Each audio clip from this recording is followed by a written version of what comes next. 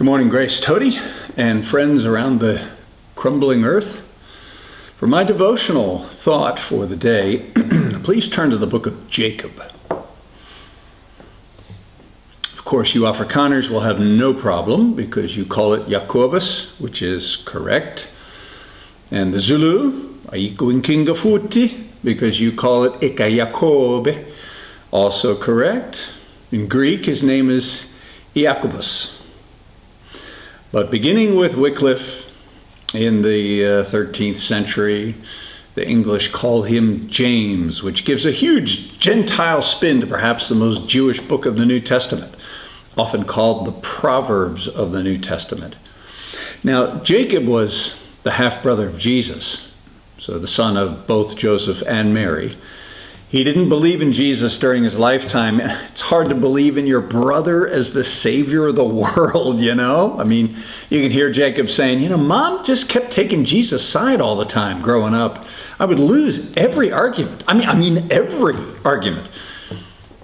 But after the resurrection, the pieces started to come together, and Jacob and his other brother, Judas, whom we call Jude, both believed in Jesus as the Messiah, as deity, as the God-man. 40 days later, Jesus ascended back to heaven. And 10 days after that, the Spirit came in great power during the Jewish feast of Pentecost. In those first few weeks and months, actually for several years actually, Peter and John seemed to lead that first church in Jerusalem.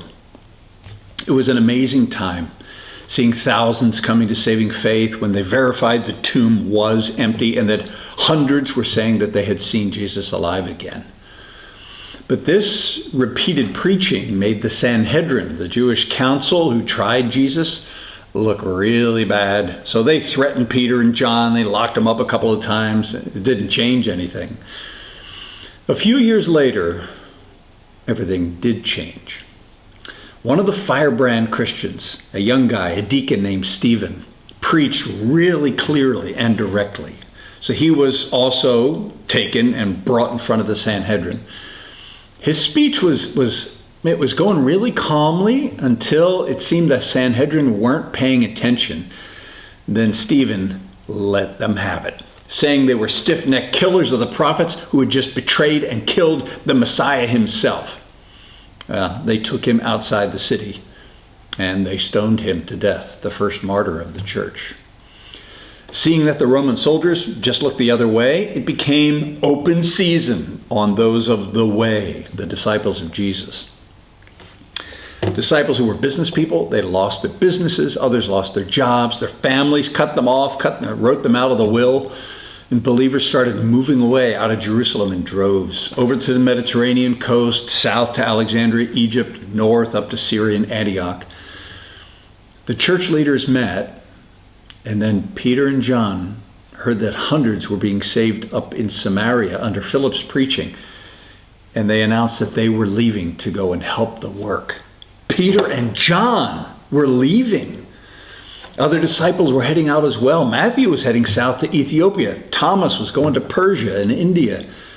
And they asked Jacob if he could work with the other elders in guiding the church from here. Wow, so much was happening. The Jerusalem church was much smaller and poorer and persecuted. But Jacob agreed. After a couple of years, hearing that the scattered Jewish believers were struggling with persecution and loss of their fortunes and family, Jacob penned a letter from Jerusalem to encourage them. I'll call him James from now on.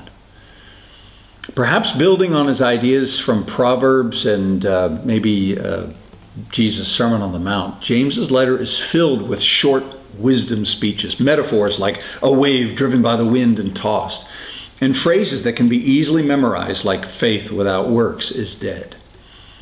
He said that they couldn't just be private Christians, believing and doing nothing. Nor should they be angry Christians who shine up to rich people and push away the poor. Faith without works cannot be called faith. Faith without works is dead, and a dead faith is worse than no faith at all. Faith must work. It must produce. It must be visible. Verbal faith is not enough. Mental faith is insufficient. Faith must be there, but it must be more. It must, like love, inspire action. Throughout his letter, James integrates true faith and everyday practical experience by stressing that true faith must manifest itself in works of faith. He began his letters with words that most of you are familiar with. If you want, you can turn there or you can quote them. Count it all joy, my brothers, when you meet trials of various kinds, for you know that the testing of your faith produces steadfastness. Let steadfastness have its full effect, that you may be perfect and complete, lacking in nothing. James 1, verses 2 and 3.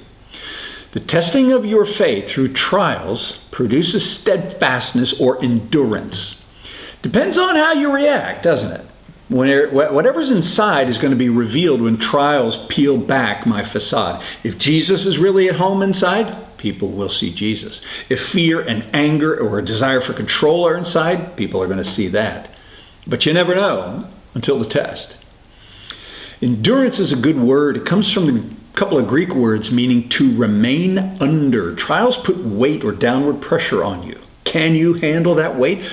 Are you a beanbag that holds your own, or are you jam that squirts out in every direction, finding the path of least resistance and making a mess?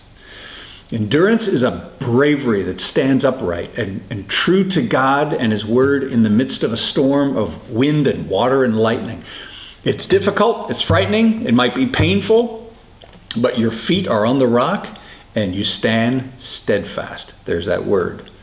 Faith doesn't just stand strong in trials, it is actually made stronger by trials. Think of the phrase a trial run. Someone who runs in a marathon will normally run every day. They put themselves through structured, purposeful suffering, for the big event that's coming up. They do trial runs, time trials, and those trials are qualifying them and making them better, stronger, faster.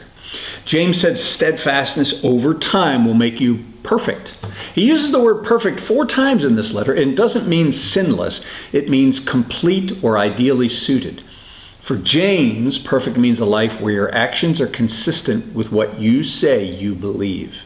You're not double-minded. A Christian who says that God will supply all of his needs and yet steals here and there or lies to get more or cheats on his taxes is not perfect. It seems that James had seen and heard Christians who, when they were put under the pressure of persecution, they didn't respond very well. They were angry, scrambling for money, trying to sweet talk any rich people who joined their church. The virtues of the Spirit come from within, in spite of circumstances, not because of them. Faith endures trials and sees them as God's gifts that shape our character and build endurance so that you can keep working on that goal of living consistently with what you say you believe. To feel complete and lacking nothing while the world is falling apart is actually pretty cool. This year, pandemic, tanking economies, protests everywhere, has tested our faith in God's sovereignty and whether He is really remembering us here in our little corner of the world. So how is your steadfastness in this storm? How are you holding up? Are you like a malleable but firm beanbag? Or are you like jam just squishing between someone's hands? We'll chat more about James later. Have a great weekend.